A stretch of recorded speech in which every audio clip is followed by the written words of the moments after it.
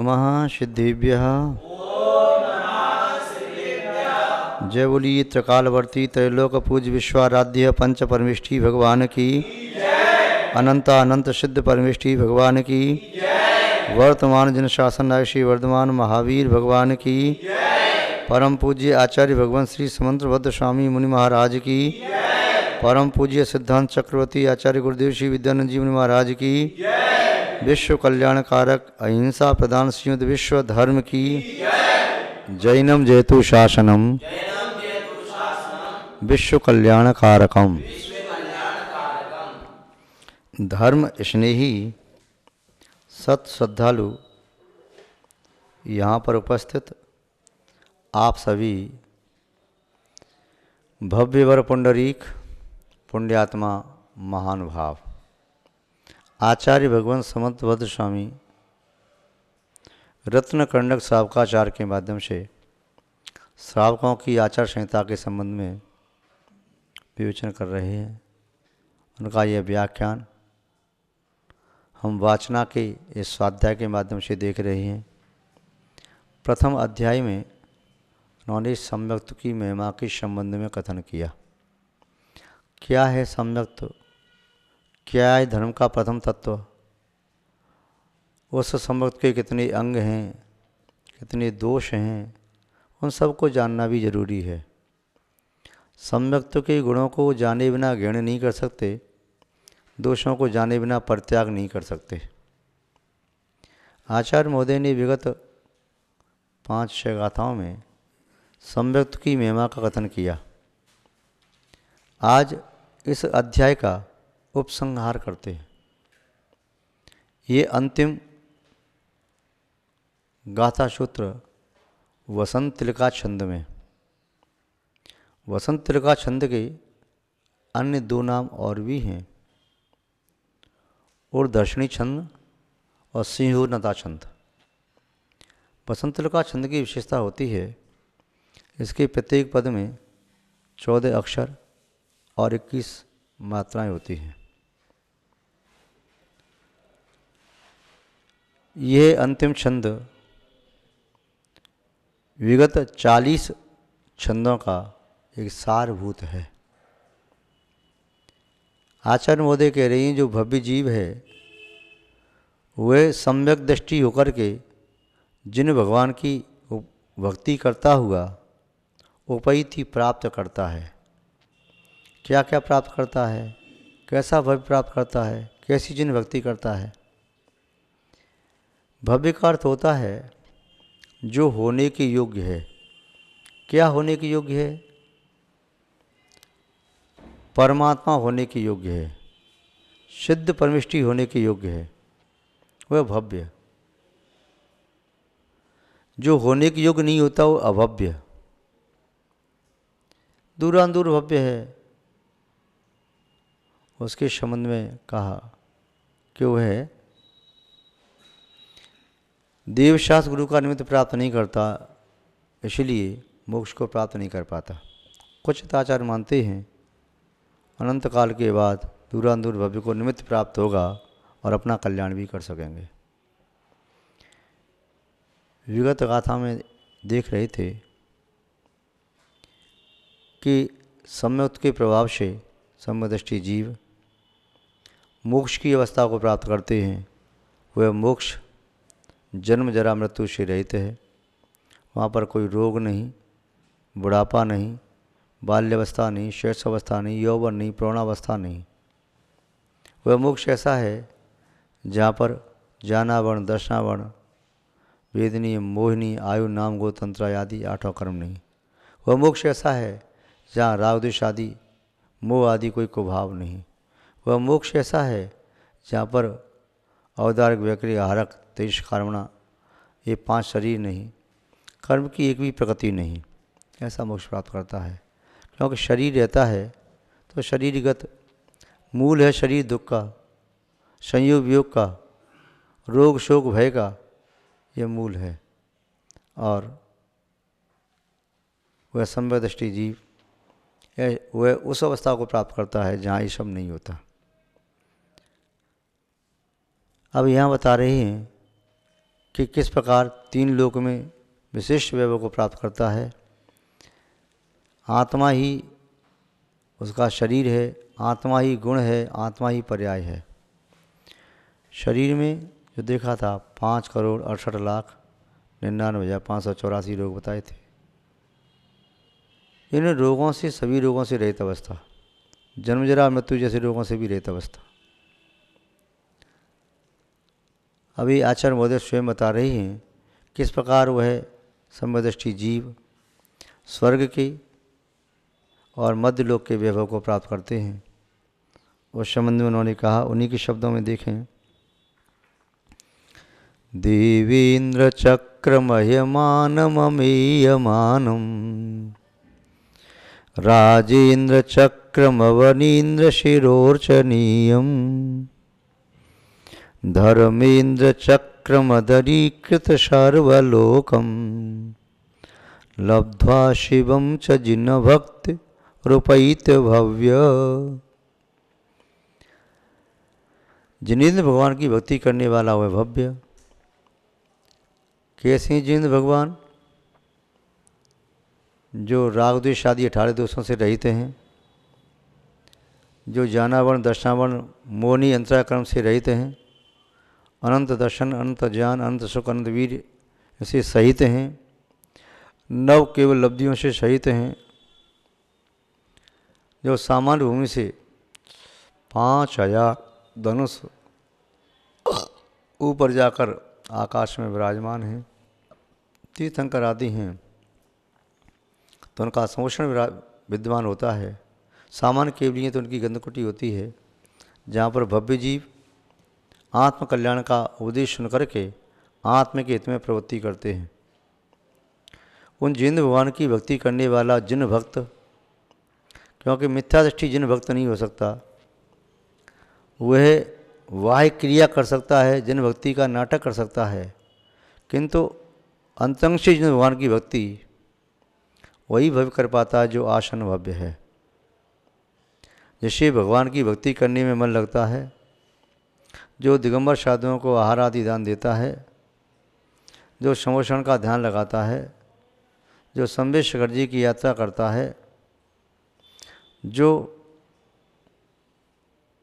अपनी आत्मा के वैभव को प्राप्त करने के लिए समतापूर्वक वर्ण को स्वीकार करता है, अर्थात संलेखनापूर्वक समाधि को स्वीकार करता है, और वह जीव सिद्ध क्षेत्र आदि पर अपने शरीर का परित्याग करना चाहता है, ऐसा वह भव्य जीव देवेंद्र चक्र महिमानम अमेयमानम, देवेंद्रों के देव और देवों का इंद्र, उन देवों के इंद्र का समूह, उनकी महिमा, उनकी अणिमा आदि रिद्धियाँ, उनकी विभूति, उनका वैभव, दिव्य दिव्य सवर अवस्थाएँ, दिव्य भोग, दिव्य शरीर, दिव्य कांति, दिव्य वाहन, दिव्य आभूषण, दिव्य वस्त्र, दिव्य ज्ञान, ऐसे सभी महिमा से युक्त उस वैभव को वह सम्यदृष्टि जीव प्राप्त करता है।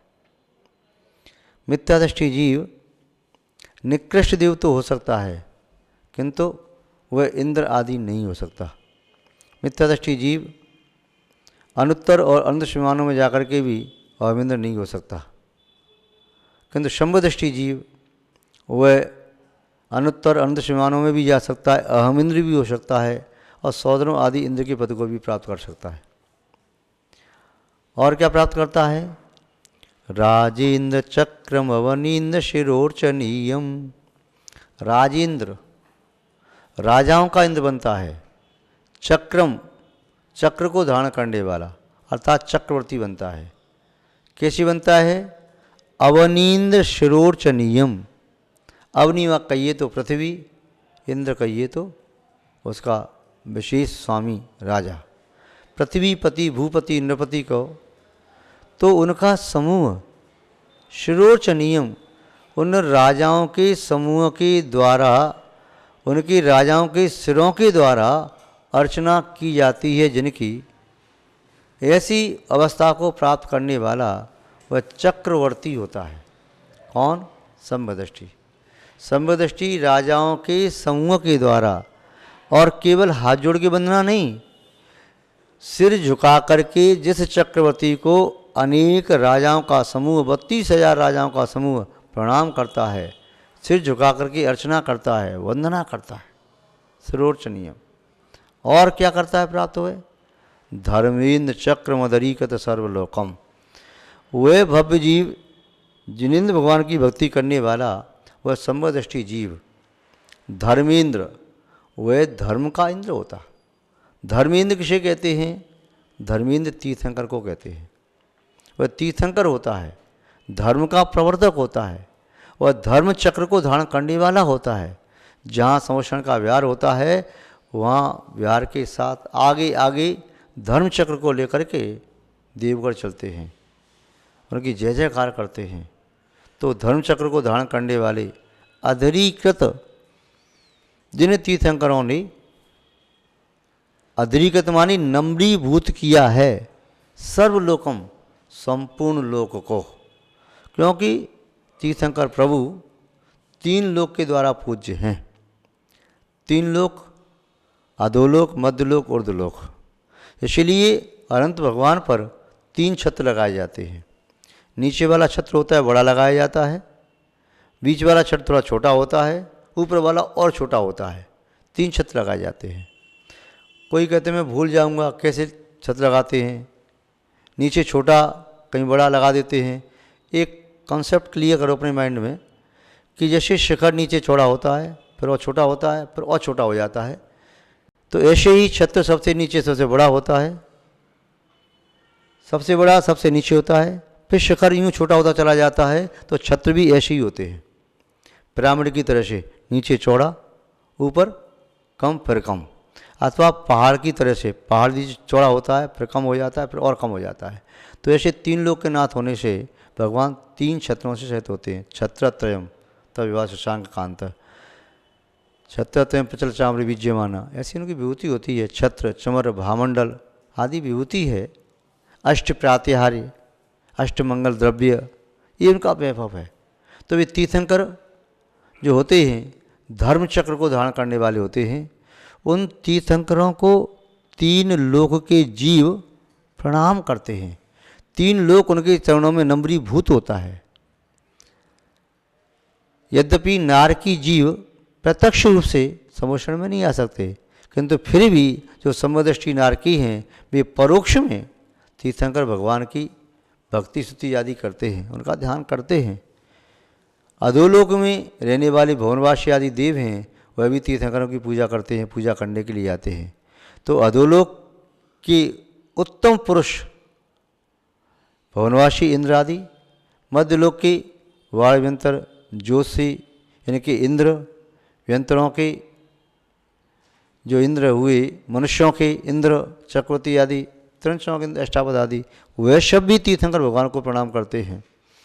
और ऊर्ध्वलोक के जो वैमानिक देव हैं उनके इंद्र 12 कल्पों में 12 इंद्र 12 प्रतिंद्र होते हैं।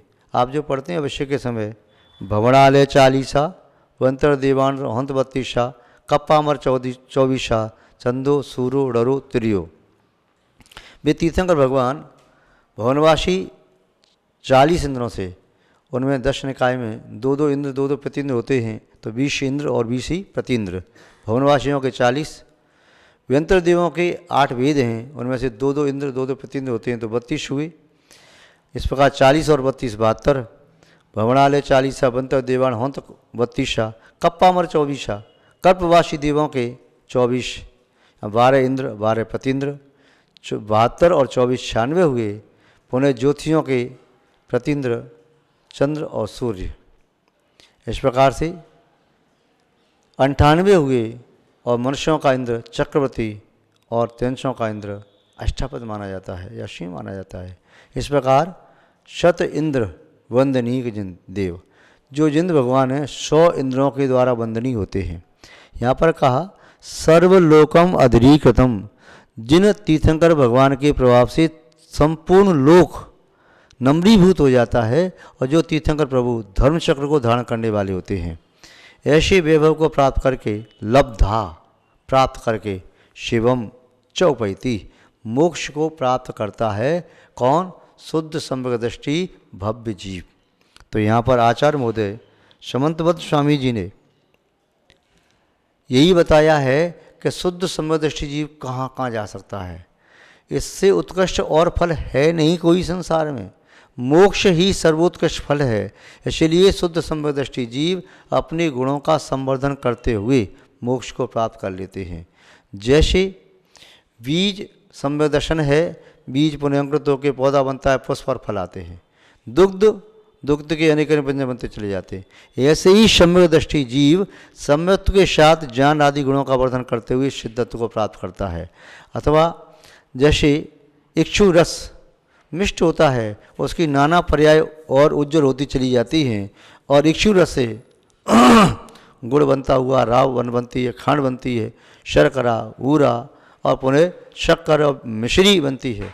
यह उसका उत्कृष्ट रूप आ गया। दूध का उत्कृष्ट रूप घी पहुँच गया। एक बार शुद्ध होने के उपरांत पुनः अशुद्ध अवस्था प्राप्त नहीं होती। तो इस प्रकार वह शक्कर, गन्ने का जूस जिसके साथ मिक्स हो जाता है उसे मीठा कर देता है, चाहे अन्न के साथ हो, चाहे सब्जी के साथ हो, चाहे फल के साथ हो, चाहे दुग्ध के साथ हो, चाहे दही के साथ हो, चाहे मावा के साथ हो, चाहे रबड़ी के साथ हो, जिसमें मिक्स होता है मीठा कर देता है। ऐसे ही इन सिद्ध परमेष्टि का जो भी ध्यान लगाता है भव्य जीव, उसके चित्त में भी आनंद की अनुभूति होती है। तो वह सिद्ध पद को प्राप्त करने वाला भव्य जीव सम्यदृष्टि ही होता है। मिथ्या दृष्टि वह सिद्ध पद को, अनंत पद को, आचार्य पद या साधु पद को या संसार के वैभव को प्राप्त करने में समर्थ नहीं हो सकते। इसलिए भव्य महान आत्माओं, आप सभी लोग भी आचार्य भगवान समंतबद्ध स्वामी की इस कार्य का अर्थ समझते हुए अपने चित्त में शुद्ध निर्मल सम्यक को प्रकट करो, मिथ्यात्व का परित्याग करो, कसायों का शमन करो, भगवान की भक्ति करो, पंच परमेष्टि की भक्ति करो। यही मुक्ति का शाश्वत साधन था, है और रहेगा। आप सबका कल्याण हो, शुभ हो, मंगल हो, ऐसी हम आपके प्रति भावना रखते हैं और इन्हीं भावनाओं के साथ शब्द श्रृंखला को विराम देते हैं। जय बोलिए श्री शांतनाथ भगवान की, परम पूज्य आचार्य गुरुदेव श्री विद्यानंद जी महाराज की, अहिंसामय विश्व धर्म की।